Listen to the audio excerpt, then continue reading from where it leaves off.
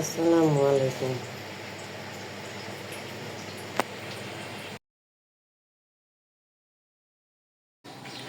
পরিমাণ মতো লবণ দিয়ে দিছি।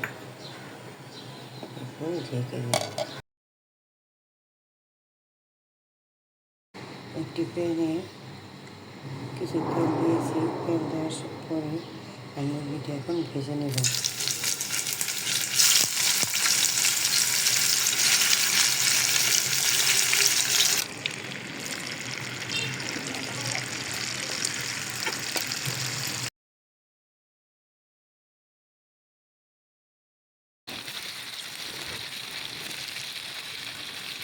একটি পাতিল বসিয়েছি, তাতে কিছু তেল দিয়ে দিছি পরিমাণ মতো। তারপরে এখানে গরম মশলা এলাচি দিয়ে দিলাম। এখানে গরম মশলা গরম হওয়ার পরে কিছু পেঁয়াজ দিয়ে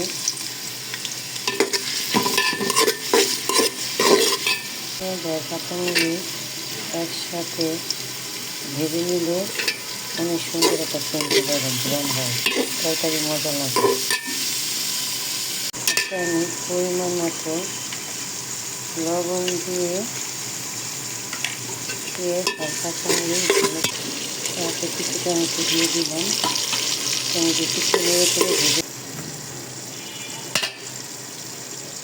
এখানে আদা বাটা, রসুন বাটা, পেঁয়াজ বাটা সব একসাথে দিয়ে দিলাম। দিয়ে সুন্দর করে ভেজে নেব।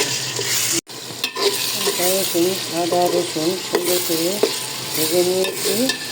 এখন হলুদ, মরিচ, ধনিয়া দিয়ে দেব। দিয়ে ভালো করে কষে নেব।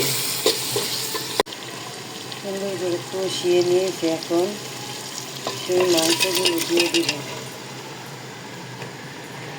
মাংসগুলো দিয়ে সুন্দর করে নেড়ে চেড়ে কষিয়ে নেব।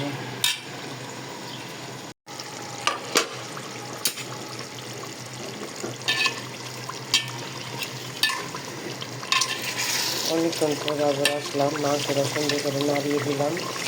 সুন্দর করে কষা হয়ে গেছে। এখন কষা শেষে এই দুধ ডাল সিদ্ধ করে রেখেছিলাম, এগুলো দিয়ে ভালো করে মিশিয়ে নেব। দুধের ডাল কিন্তু একটু মিষ্টি মিষ্টি, তার জন্য একটু ভালো করে কষে নিলে মা মশলা ভিতরে সুন্দর করে লবণ করে ঝাল টাল হয়ে মজা লাগে।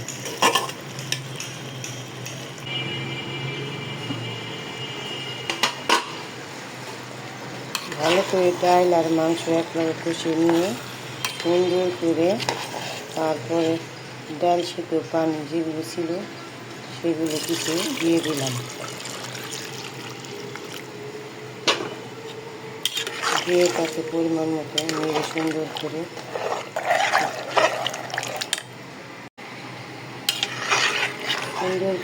নাড়িয়ে নিয়েছি। এখন বলক ওঠা পর্যন্ত অপেক্ষা করলাম।